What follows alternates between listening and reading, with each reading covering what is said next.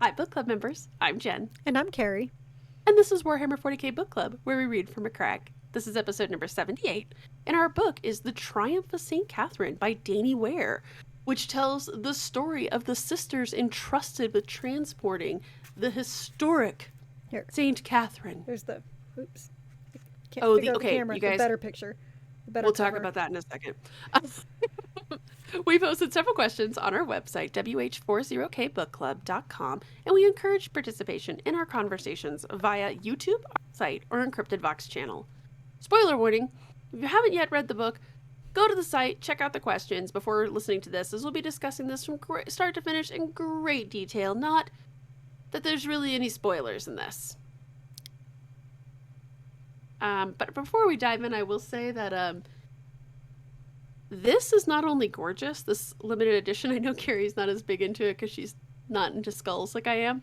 I love the cover of the limited edition. The artwork, though, on the inside of this book is The best.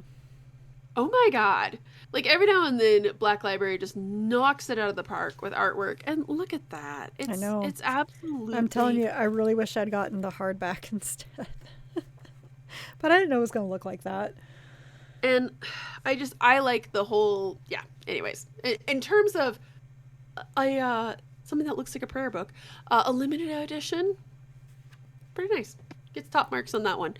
Now let's dive in, shall we? Did you like the book? No. I am, I'm really torn on it. I have decided that, and we're going to discuss this a little bit more here in a bit, but if she would have just told Catherine's story, I think I would have really liked it. I actually really liked Catherine's story. Did not like the sisters who were guarding Catherine, and I did not necessarily care for their commentary on the stories, because we'll talk about that in a second. Anyways, what part stood out to you? Really only one part stood out to me. Oh? Uh-oh. And let me make sure I get this quote right. And it was not dealing with the story or with them telling the story. I believe one of them was doing a dramatic pause. Oh, it was before, like, Sylvana was like, she's supposed to ask a question. It says, outside, a sergeant bellowed for quiet. From somewhere, a raucous voice told him what he could do with his quiet. That made me laugh, and that is the only thing that stood out in this book. Because I did not like the stories about Catherine. I did not care about Catherine, really. I did not care about these sisters. And I think what this all boils down to is that I don't think I really care about the Sisters of Battle that much. God, I'm having a crisis of faith with that exact thing right now, because conceptually I love them, and the part that stood out to me, and it's kind of a shame because it peaks a little early. This is like in the first 10 pages. It's when you have those two troopers who are sitting around and they're kind of talking, and then that monster attacks. Oh, and yeah, like that opening scene and everything. And, Avra comes in and saves them and, just does her duty and then just walks off. I was like, this is going to be cool. Yes, and I loved that, though, because And then you that can was it. see... Well, we often see how the Space Marines are revered as his angels, and how they are described as being demigods, and like, oh, I saw one once. And so I loved that whole intro scene, right, where the girl, I can't even remember her name right now, but the other trooper, when she's just like, they sing. And like, oh my gosh, like the reverence and the way he describes her, resplendent in her armor with her cape billowing, and he just describes the scene, and you can just feel it, and you can feel this, like, oh my gosh, these women are so uplifting, and they're so meaningful, and just like, not necessarily at the same level of the Space Marines, on a different level. And so I loved that, and just like you, I was like, this is gonna be so good.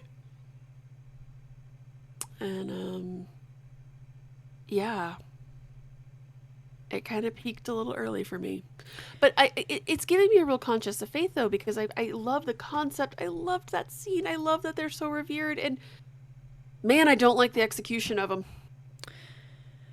And I think, honestly, what this comes down to is that I have a lot of disagreements with the Catholic faith in general. And, What uh, is interesting, madam? and, so, yeah, it was from the Huron Blackheart book when he was talking about, the angels in Carmine and how, with all their rituals and everything is one thing he couldn't take with the word bearers because by the time they got done with their rituals and their blessings and whatever, he's like, we've already done half the killing. That's how I feel about these people. And that's how I feel about a lot of Catholic, like the diehard Catholics in general. There's so many rituals. There's so many, you know, and when I mean the diehard Catholics, I don't mean like people who go to church on Sunday. I mean like those who, like the priests and the nuns who get in there and are big onto the confession and, self-flagellation and, you know, um, repentance and everything. I get bored. And mainly because I'm just like, if God wants us to be that miserable all the time, then I don't want to be Christian anymore. Because I read this one book like years ago, and it was about King Arthur, because they had the so-called pagan people of Britain and then the Catholics coming over. And one comment Guinevere made, she was like, she didn't understand the Catholics. She's like, why is everything about misery, misery, and misery, and there's no beauty in anything? And that's and ever since they said, that's always stayed in my head, especially if I go to Catholic Mass. That's really how I feel about a lot of stuff. It's just like, man, why are you guys all so miserable? Everything's, you have all this beauty in the church, but you're not allowed to revere it because you have to be so miserable and be repenting all the time. And that's boring. And I'm not saying that, we're supposed to have fun. I'm not doing Joel Osteen out here and saying God wants you to be happy, but I'm saying that he doesn't want you to be miserable all the time either. Can't we have something in between? And, the whole idea of being zealots drives me bonkers. It was one thing I loved when that one sister called them zealots, and Dominica was just like, excuse me. And she's like, well, we are. Like, well, yeah, you really are. Like, sometimes for the good, and sometimes it's for the detriment. Well, I feel like, so you touched on a couple of interesting things. First, I have to say, You're muted. You did. I heard something snap and you muted. oh, that was weird. Yeah. Anyway, so as a recovering Catholic, my one thing when they talk, especially when they talk about the repentia, I think it's Mina's story that's all about the repentia. All I could think about is I was like, God, if these people were Catholic, they could just go to confession, do a few rosaries and some Hail Marys, and call it a day. As anyone who grew up Catholic knows, all you have to do, you could go and murder someone tomorrow, but so long as you go to confession and do the right number of the rosary, you're fine. That's what these people need. That's all I could think of is y'all motherfuckers need a rosary and a confession. But I think the only ones that have rosaries are the interrogator chaplains, the dark angels, right? And they mean a very different thing. They mean a very different thing. I'm sure I have someone somewhere in the basement. I will happily lend them to some of these sisters. I think you tap on one of the points that I think I really struggle with the sisters in general, and that is that sometimes I think in their zealousness, they lose sight of the bigger picture. So like some of the repentia, now we don't know in that story, we don't know what Rue did. Other than steal a name from the Hunger Games, we don't know what she did. Maybe that's what it was. All I can think of is Rue dies, motherfucker. I mean, at least it was not Katniss. I mean, she chose a slightly better name. Wait, Rue dies. All right. Hunger Games, anyone? Anyways, I feel like they lose sight of the bigger picture, and we don't know what they did. But like, I go back to Mark of Faith. She goes to Repentia, and look, I'm not saying that the Repentia do not serve a purpose. Everybody, I feel like every faction now kind of needs to have their own berserkers, who are just crazy. But I'd be cool with the Repentia if they actually were crazy. They're too busy slashing their wrists to be crazy. Yeah, like, and at the risk of making a horribly irreverent joke, like with some of them, I'm just like, go find a daisy razor and stop wasting our time. shave your head, get some eyeliner, get a daisy razor, and stop wasting our times. Like, I feel like they get so, and this is that core principle that you already talked about, is they are essentially nuns with guns, right? And yes, so they are very, very lost and deep within the concept of his will and his glory and their religion. And part of that can be very beautiful, but it can also be very they seem to be very monofocused. And so on one hand, you have all of these women who could be like, the Repentia just seemed like such a waste to me because, okay, yeah, all right, berserkers, that's really cool. They do shock and awe and all that kind of stuff. But like, it's a very selfish mindset. And like, Mm-hmm. put your friggin' armor back on, get your friggin' bolt pistol, and go out there and actually do real damage. This, I am not worthy. I am not worthy. I'm so sick of that. I'm so So sick of sick of it. it. And like, look, I look at the Blood Angels, believe it or not, my Eurotrash space vampires, or your Eurotrash space vampires. Um, like, they have their berserkers who are totally lost and disappeared within inside of themselves, but that's like, that's a whole different thing. Okay, that's a whole different thing. They've got some daddy issues in the best way possible. Like, it that's different. This is just, you are choosing this, and I guess it is that kind of like self-flagellation. And like, when they're talking about how they've mutated themselves, they've disfigured, not mutated, they've disfigured themselves, like the girl who's missing her eyes, y'all. Like I remember which one it was. We were talking about making cuts on her arms. Yeah, I was just like, oh, okay, yeah. no. And that's, if I had one, like, okay, so if I could become if I could become the Duchess of the Black Library and fix some problems, I think that would be the one problem that I would fix right now, is that each of, and as they is each of the sisters go through and they kind of introduce themselves and they're like, oh, this is where I'm from and this is what we believe. I'm like, okay, so you guys are each varying degrees of misery. Like, it it would be like if you're sitting in a room with Joy Division and Twilight Sad and My Chemical Romance, and they're trying to explain to you how they're all different.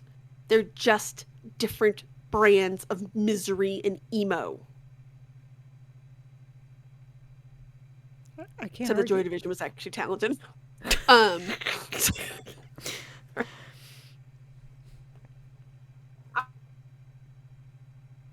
right. Um, I am.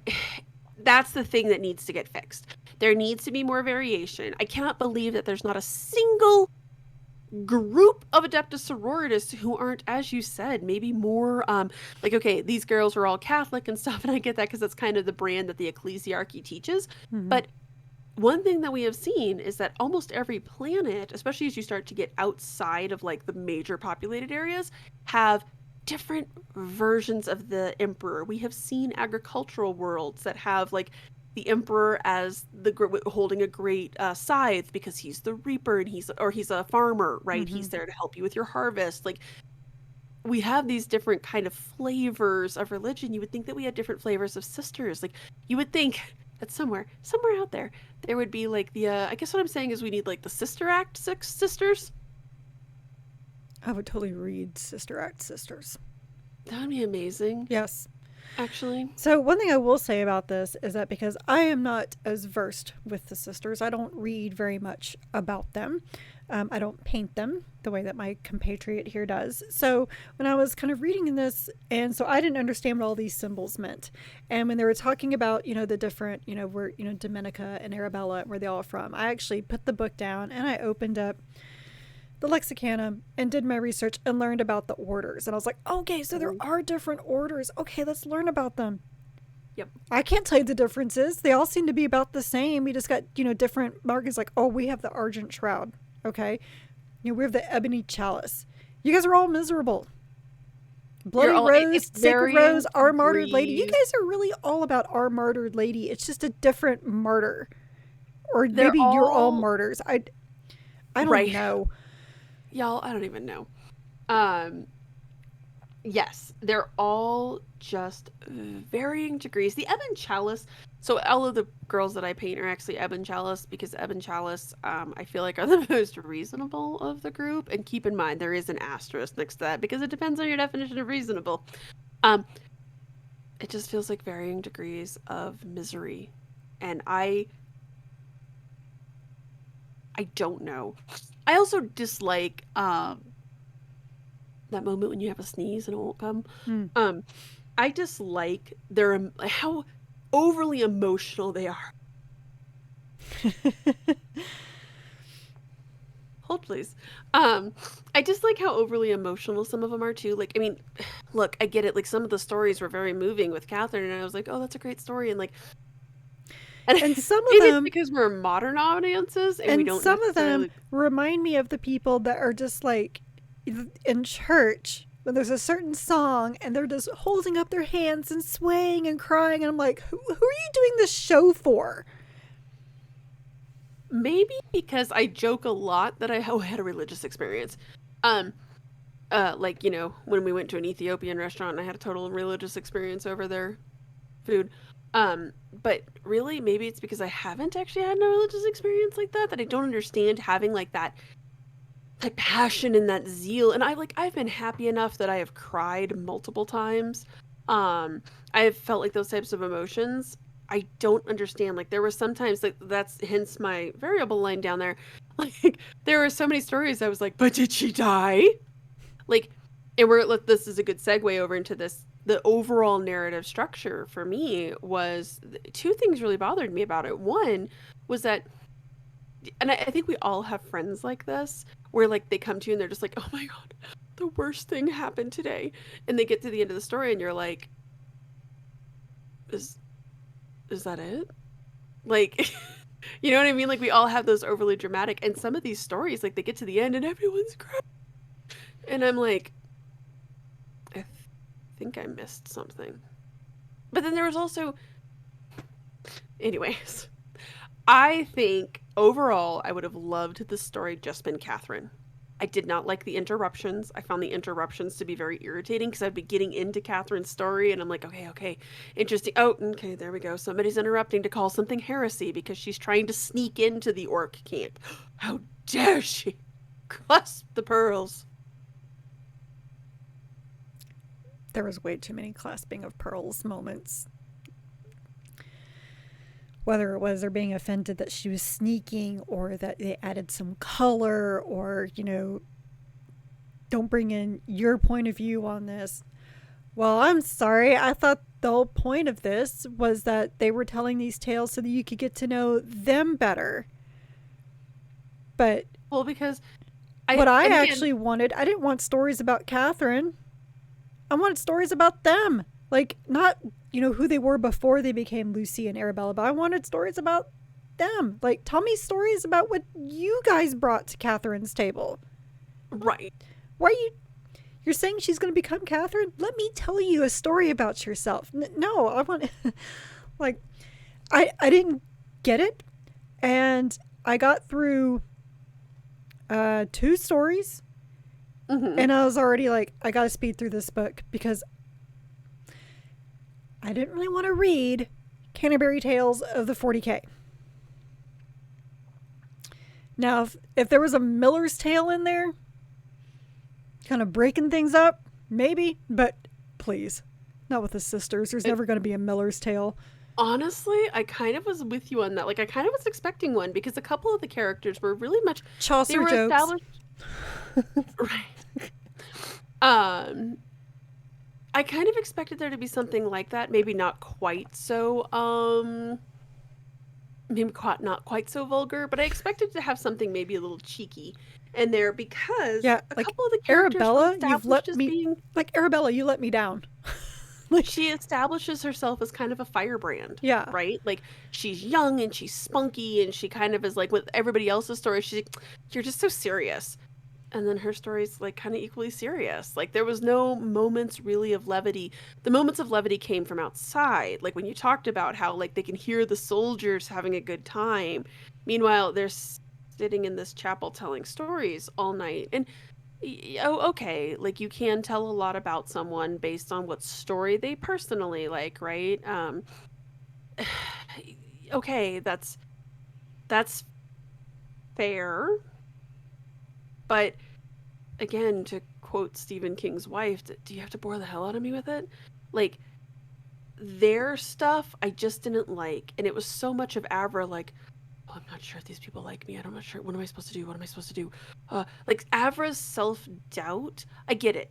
Like on one hand, I kind of get it because okay, you're basically a new-ish sister, and you've just been elevated to the point of being Katherine.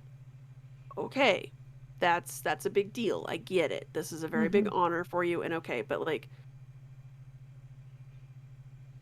please, please, wonder if you're worthy of this one more time. Please do. Please. It's very interesting to me personally. You know, it's a weird way. Like, that didn't bother me as much because, like, you know, she was brand new. But it was when she told her story about herself, and it was like how she, I kind of fell asleep halfway, you know. She basically tried to get herself killed because she didn't feel worthy of something that she had done. And I was just like, oh, God, you've been a sister for like, what, 5 minutes? And you're already to throw yourself in with the Repentia? Mm, Okay. mm. Okay. Like, sure. Oh, It's because a my very brother selfish didn't mindset. really die a heroic death. He died in a tank that exploded. I'm sorry he didn't have sword in hand running towards the enemy. Like, how shameful of you for thinking that's shameful. Um, I don't know. Well, like when they talked about like that first can't touch anything. That first story when they talked about her running, right, so that she could find a more advantageous place to fight. And oh, that's heresy to suggest that she would run. Are, are you guys just like suicide troopers? Are you Like, Femkrieg? not even the Ultramarines follow the Codex. Like, That closely. yeah. Um, Well, I mean, even it, they understand that, yes, there's a point to running if it gives you a better tactical advantage. I mean, how is that heresy? exactly. Exactly. Like, had she turned tail and been like, nah, screw, we don't care about this planet. Okay, that's a little bit, that's heresy. Okay, I gotcha. Um, but just to find a more advantageous, like, I, again, and this just goes back to that tragedy, right? Of like, oh, woe is I. And I don't like it because I feel like at some level it really taps into some really ugly female character I stereotypes. was actually just thinking that. It tacks into a lot of really ugly female stereotypes of how, Women are oh, the so emotional. dramatic, They're so dramatic. emotional. You know, they, Exactly. you Yeah. know, which is like, you know, I mean, I guess one thing that I think is so cool about the Sisters of Silence is, you know, that they're not that emotional. They just get the job done. No, and I think maybe it's because they're blunters, they're the soulless. Um, Maybe. they don't they're so accustomed to being hated by people that they don't have time. Like all of the sisters that we've all ever read and have been presented with, they don't have time for your nonsense. They're here to get a job done. Mm-hmm. Um, and I think it's because they know, like, they have come to terms with the fact that um, we face the worst that the Imperium has to offer, and we are a very valuable and necessary tool of the Imperium. Um, I feel like they're more akin to Space Marines in that way because they're like, Absolutely. we got a job to get done and we're professionals. Whereas the sisters, especially the way that they're presented, they feel very childish. They feel very teenage girl. Um, Even the older ones feel like they're like maybe sophomores in high school, just Yeah. because of this constant drama and this kind of bickering back and forth. And yeah, they keep going back on, oh well, we all are all sisters at the end of the day. Yeah, but y'all are bickering over some pointless stuff. Like this is all I'm not Which, loving it, especially compared to her which, other short stories. well, I mean, which, like, going back to, like, the female stereotypes, isn't that another female stereotype? You know, Yeah. about women, like, just bickering and bitching about, you know, the littlest of things. I mean, I admit that's a true stereotype, but it doesn't mean I want to see it really highlighted. It is sometimes, but it also sometimes isn't. I mean, like people, that's people. Hmm. Like, yes, okay, yeah, sometimes, especially teenage girls. Like, speaking as a former teenage girl, We do tend to lean into that sometimes, but just that tragedy and that drama and that and I guess maybe it's because I have a teenager right now who has friends who are teenagers, like that inability to look outside of themselves. I just found, and I continue to find with the That's it. sisters. That's it. You just hit it right there. That's what I feel with the sisters, the inability to look outside themselves, Mm-hmm. which is like my whole problem with the Yeah. whole like I'm not worthy or I'm going to go slit my wrists and be part of the repentia. Like there's a bigger world out there besides yourself. And that's actually one thing I really liked about one of the Covenant books when the I keep calling him a friar, pretty much is basically like just choose out the repentia. It's just like, only you doing this to yourself. Nobody else cares. Nobody else sees you this way. It's like, yeah, she was just, the whole time just, woe is me. Like, no one else is feeling sorry for you because you refuse to see outside of yourself, which, if we're going to look at a more technical term for that, that's called mental depression. When you can't see outside of what's going on and everything is just so damn sad and you want to die. That's not really something that you want to glorify, at least as far as I know, but just with my own Right. experiences with depression. And I know your experiences with depression. Um, just, I don't get it. I I don't get don't it. And I I don't want to either. And like the Sisters of Battle because same. like you said, like the concept of it, it just sounds so cool. And when they're in that action, when they're in battle, they are so incredibly cool. It's Oh my just when God. they get into this, I'm just not worthy. And is it, am I zealous enough? Do I try hard enough? Bitch, point your gun and shoot. Like, come That. on. And yes. I think that's what I struggle with is that they seem, once they start fighting, every author we've ever read knows how to use them. They are Yeah. selfless, they are brave, they are tenacious. They have way more training than your average Imperial Guardsmen, right? They are soldiers, they And are they have warriors. they have almost that superhuman speed and strength the way that the Space Marines do in many Because they have occasions. power armor, So it's which really, means they really can cool. shrug off stuff. They're Right. so cool. But Yeah. it's like But you don't know what to do with them when they're not. And you know what? Like, this is not just a critique about. This is not a critique against Danie Ware. This is not a critique against the no. sisters of like blah blah blah blah blah blah. All of my disclaimers there because this is actually something that a lot of movies and a lot of TV shows. I mean, how many TV shows? How many really great TV shows really struggle with their female characters if their female character is not directly progressing the plot?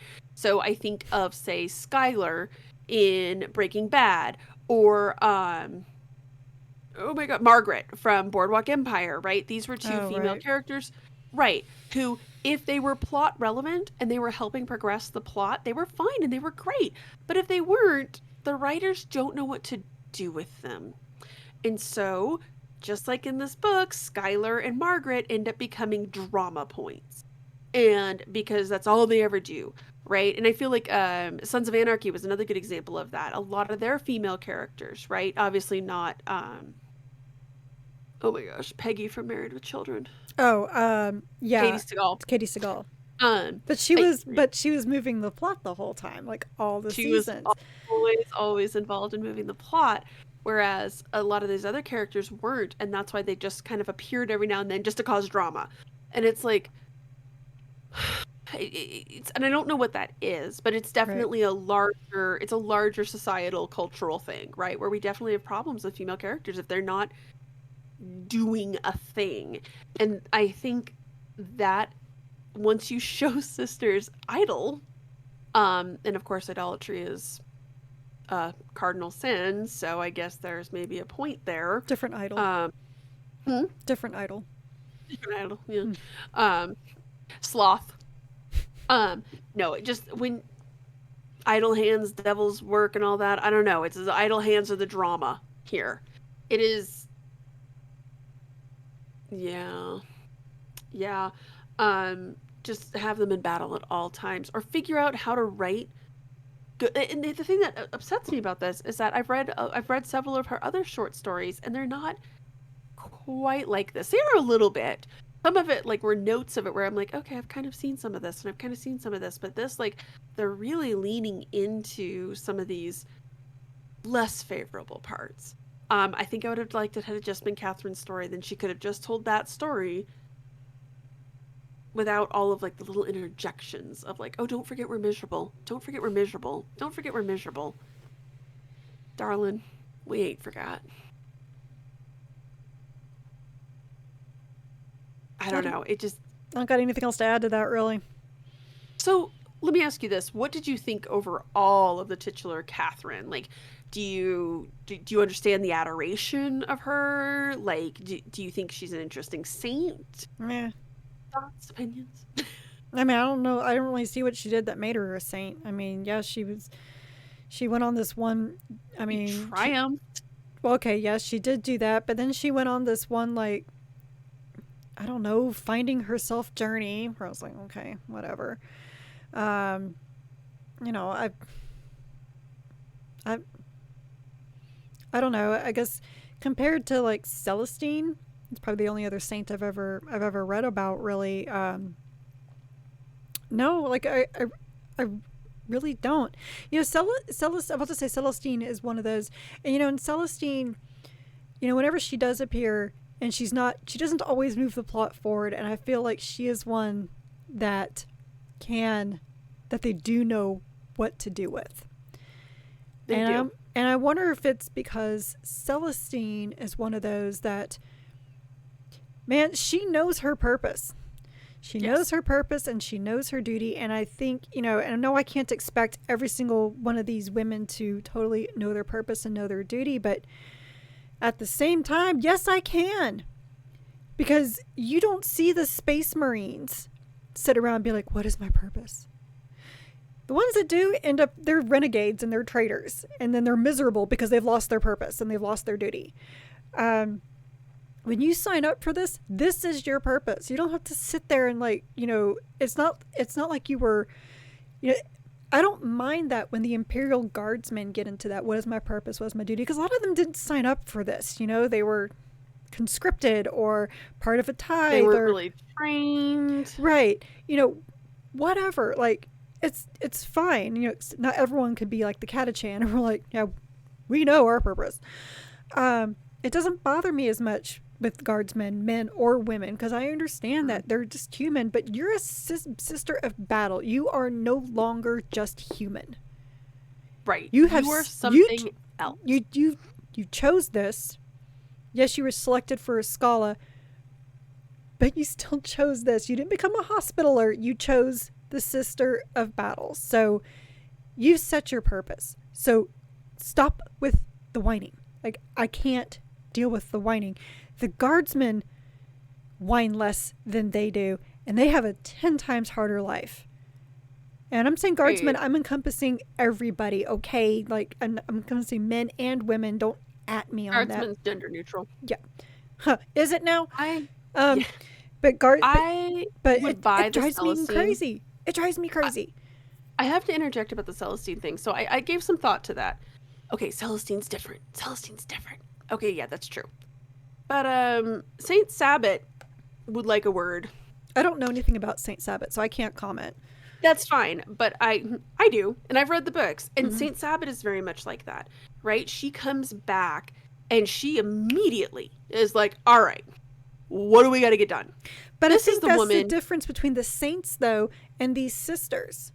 very much so. But even Catherine, like we get to see her ascend to sainthood, like basically in the first like chapter, right, when she saw him. Hmm. Um, but I didn't get that impression that Saint Catherine was like, you know, do you know who did this story better? And I feel so awful saying this. Did you watch that Hammer and Bolter with the sisters? It's excellent. It's been so long since I've watched a Hammer and Bolter. And it did this it did it a lot better. Two sisters are charged with guarding this temple of a saint. And Yes, I did see that one.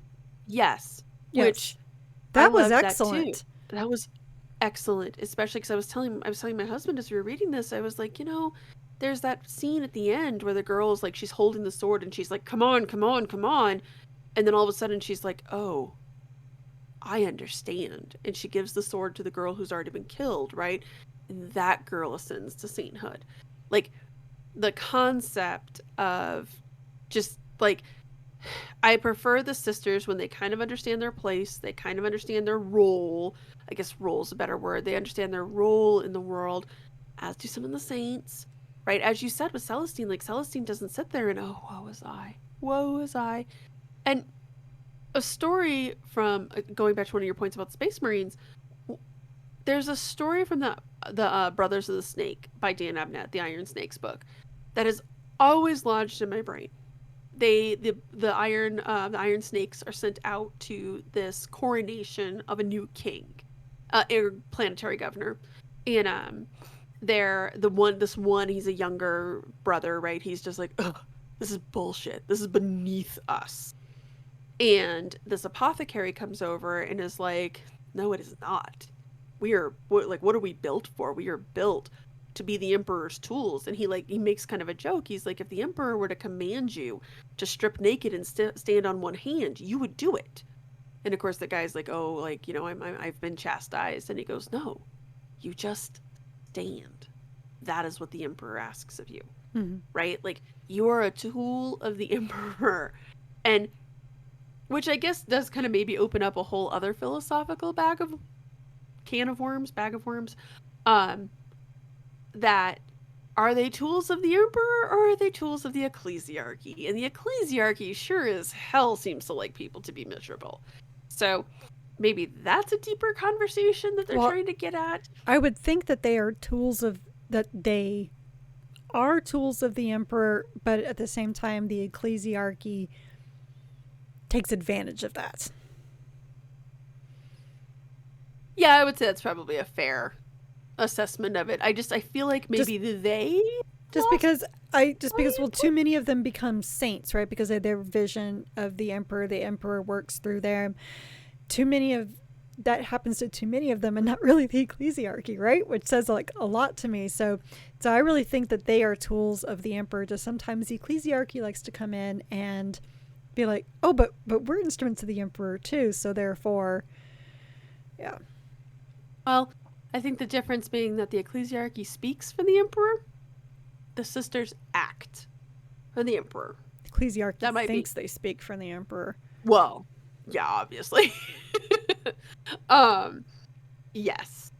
I don't know. I guess I came into this book really wanting to get that sense of like, oh, this is who Katherine is as a saint. And I get the idea of who she was as a sister, but not necessarily as a saint. No, I didn't get nothing with her as a saint. Not a single thing. And the thing too that I have to also color my mind with is that the concept of faulty narrators. So on one hand, like, do I get the sense of who Katherine is as a sister, or do I get the sense of who Katherine is as a official approved message by the ecclesiarchy? Like, I mean, we've already seen, right, how much history, even short history like this, gets butchered and parsed and changed, necessarily, obviously, but you also have to ask that, like, do we even really know who Katherine was, or is this just kind of what they've crafted from her? Like, are some of these just tall tales? Mm-hmm. Are some of these a lot left up to inference, right? Like, how many historical shows or movies have you seen where it's like, okay, look, all of the major story beats are true, but obviously, like, the conversations like you and I are having right now, we kind of had to fill in the blanks because nobody knows about them.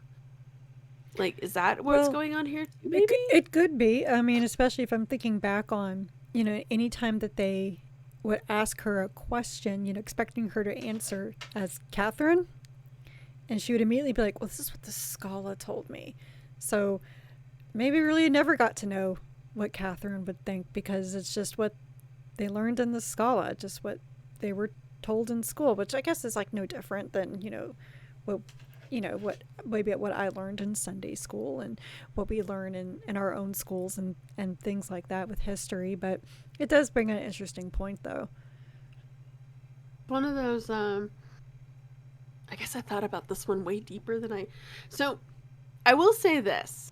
In terms of getting me to really think about the world and really getting me to think about the sisters and the concept of the sisters and the concepts of saints and how they're presented to me, this book actually probably got me thinking from like meta terms a lot more than any other books we've read recently. Um, just because it really did cause me to have to like start unraveling some of the thoughts and opinions that I have. So in terms of that, I really enjoyed that part of it. I like anything that gets me to really start thinking about, like, oh, what do I really like this faction after all, right? Um, see Gav Thorpe's Luther book. That one caused me to have a little mild existential crisis. In fact, that was probably the last book that really caused me to take like steps back and be like, okay, perhaps I treated this character unfairly. Well, I mean, and me as a Dark Angels fan, the same thing. I was just like, whoa, this is such a different side, this character, and it kind of changes a lot of things I would thought about what he did, what he did not do. Um, you know, but kind of applying that to this, I mean, I guess thing I can say about this book is that it made me analyze and decide, like, you know what, Sisters of Battle, I just don't think are my thing. And that's fine too, but it made me learn a lot about them. So there is that.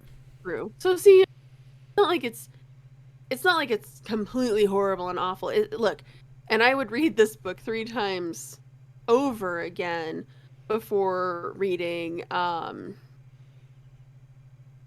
one book by that one guy with the sisters.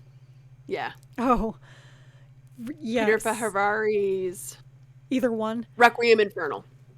I would read this thrice before reading Requiem Infernal again.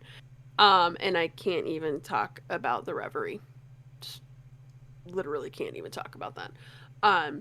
But so it wasn't like just like like I would still read Danie Ware's stuff. I don't think it was the narrative structure.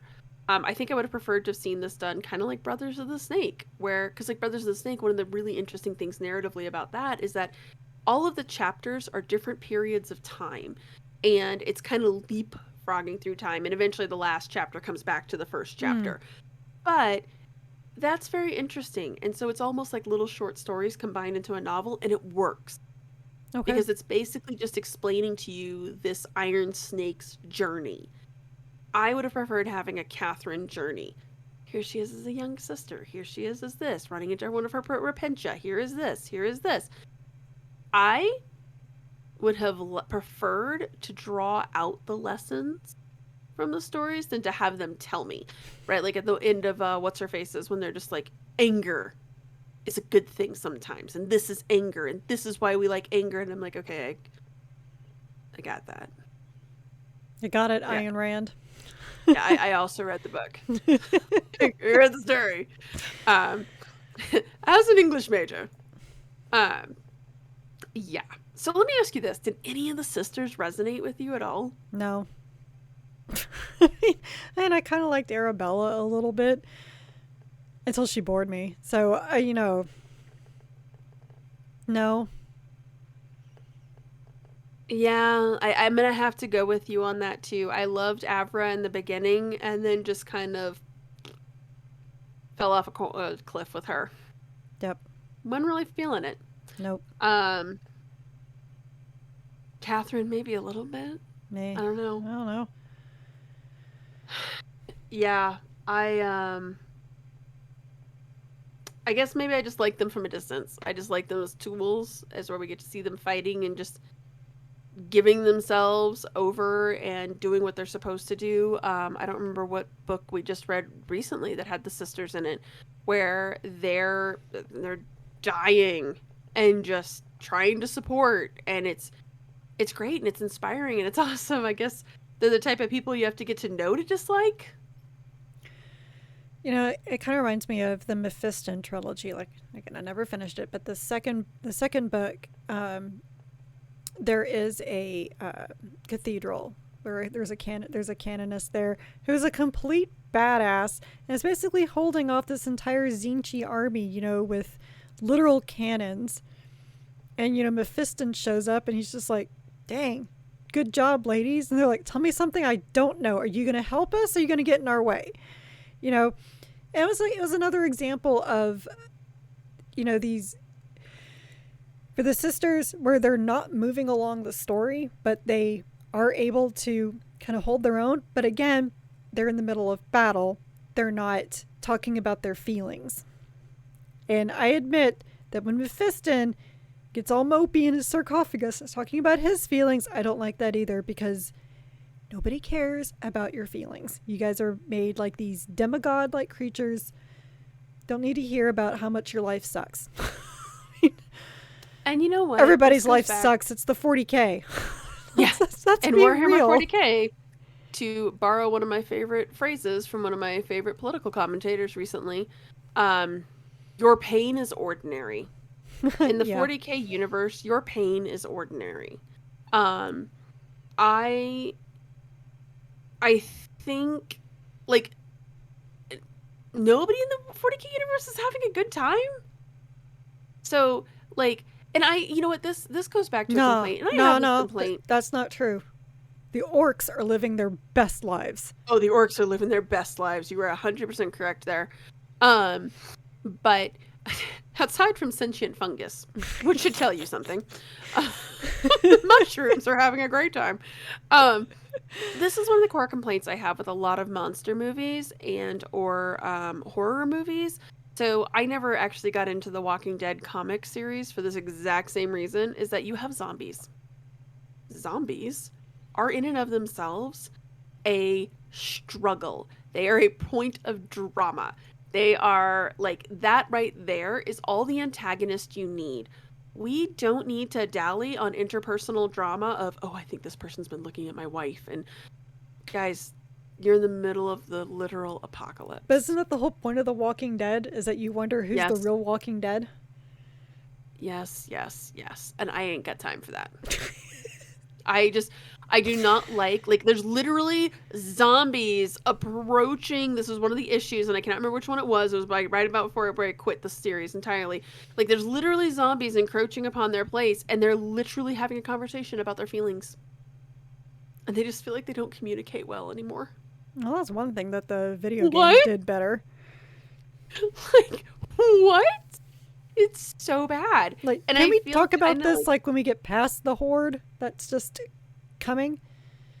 Okay, so this is going to be a deep cut video game reference here, but for anybody who read VG Cats, one of my favorite comics of all time basically takes a scene directly out of Metal Gear Solid 2, Sons of Liberty, in which your main character, Raiden, is naked and he's having to fight a Metal Gear and not get seen and run away from it, and his girlfriend is talking about how she's pregnant and how he never loved her, and she went into his room once and it was empty just like his soul. And VG Cats parodies this exactly, except of course it has the VG Cat going, "Are you serious right now?"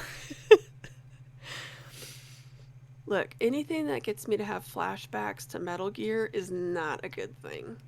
So, like, I never played that game, so I didn't get that reference, but I still found that comic really damn funny, just because, like, how many video games have we played where the stuff like that has happened? That this is, like, literally happens. It's, like, almost verbatim. Her words are almost verbatim. Yeah, it was, like, one thing I heard about. I never did play this game either. The Last of Us. Oh, yeah. I was like, one of my friends, when he was playing it, he's like, it's just so great when we're trying to be all quiet, and all of a sudden Ellie's like, I'm going to practice whistling. He's just like, what are you doing? That is a thing that happens. The Last of Us, aka Ugly Cry, the video game. That one I'll give it to. But yeah, the other ones, no. So, and I think that's kind of like when Mephiston is like sitting there whining, like bemoaning his fate, right? Or like when the sisters are like, my brother died in a tank. Wow. That's all you got? You know what? A dreadnought got eaten alive by something that didn't even need to eat him for sustenance. So maybe have a coconut smile about your brother. Throwing that out there. Yeah, you want to talk about a horrible way to go? You want to talk about ignoble deaths? Right. like dying in a tank. I'm not going to say that doesn't suck, but like that is the lot of the majority. I mean, I don't know if anybody ever read, oh God, what is it called? It was written by Mitch Scanlon. Um, I think it's called 15 Hours. Yeah, it's just called 15 Hours. It's basically, what is it? Red Badge of Courage, the, in 40k. Um, but it's all about how the average guardsman lasts 15 hours. That is the average guardsman's lifespan once they hit combat. So, maybe dial it back a bit, huh? Some of those people are going to die cleaning their weapons, okay? Like, well, that chick in the beginning, she was, what was she? She was cooking, I think. That thing just comes up and just Yeah, like tears her in half. when that happened, I was like, whoa, that got escalated quickly. That escalated quickly. That really got out of hand. Yeah, I mean, that was an ignoble death. That woman's not even in combat. She's just sitting there, and this thing comes up on her. She didn't even know it was coming. Just rips her in half. You know, I guess if I'm going to go, not a bad way. You just don't know that it's coming, and it's just over. Right? Yeah. It's just kind of there, Yeah. I guess. Yeah, I don't know. But again, like, you're sitting there, like, it feels so privileged. Oh, that's a really good way of putting it. Like, it just feels very aristocratic and privileged of like, oh, well, my brother, it was such an it was just so dishonorable the way he died. Really? Really? Like, again, to me, the barrier is still the Necrons, the flayed ones, I mean, eating. when she said he alive. died dishonorably, I was like, what, did he run from battle? Because, like, I could understand that. It's like, no, his tank flipped over and exploded. And? Like, what else? Something else happened? No? Exactly. Okay. Exactly. Like, they get to the end of the story and you're like, that's it?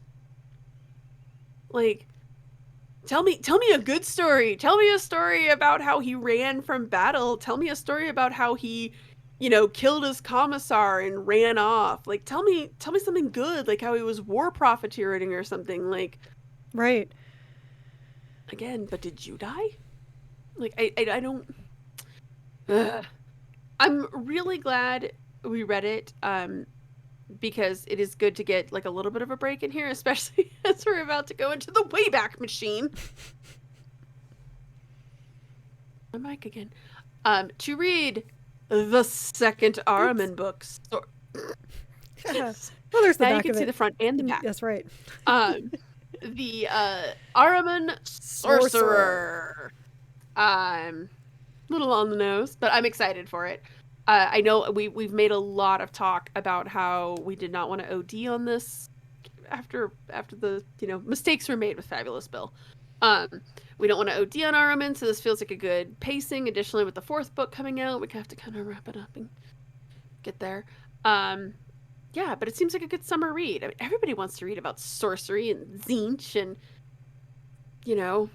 stuff and things in summer. I mean, it's better than. This is not summer reading.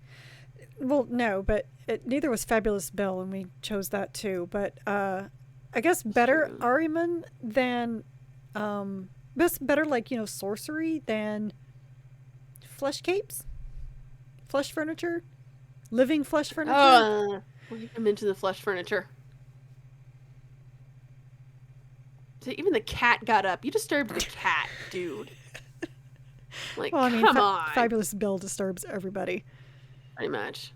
I did see that they're releasing an omnibus, though, of him. Yeah. And, no. The artwork's actually kind of good. It makes him look more like the mad scientist and less... Nah. I don't care. I got my books. I'm good. Yeah, I already own the books. I have 2 of them in hardback. I mean, but Warsmith Hanso, he is not for you, so... Right, exactly. I will take, Warsmith Hansu. Definitely more interesting than Fabulous Bill. So no, I'm excited to read Ahriman. We'll get back into some Chaos Space Marines and figure out what Tzeentch trick he's going to fall for this time. And, yeah. He doesn't follow Tzeentch. Haven't you been paying attention? Oh, Armin. Well, well, well, if it isn't the consequences of his own actions. I swear to God, the Thousand Sons, they can't get away from the road to hell is paved with good intentions. Magnus had good intentions. Ariman has all these good intentions. Wow, she wants us to wrap it up. Has all these good intentions, and what does it do? It makes everything worse. They are they are the proverbial people on the ship that is sinking. Hmm. Yeah. Sorry for our podcast listeners who aren't seeing this cat just right there in front of the camera. It's like, so I guess with Yeah. that, I'll just go on ahead Come and on, take us out, yeah, Kay. I'll just go on ahead and close this on out. I think the cat's telling me to wrap this up here. So you've listened to the Warhammer 40k book club episode regarding the Triumph of St. Katherine by Danie Ware. Be sure to join us next time for Ahriman Sorcerer by John French. Too many books around here. We are an unofficial book club and not affiliated with the Black Library or any of its affiliates. You can find both the vidcast and podcast on our website, WH40kbookclub.com. If you like this episode, please like, subscribe, give a review, and all those good things to the vidcast on YouTube or the podcast anywhere you get podcasts.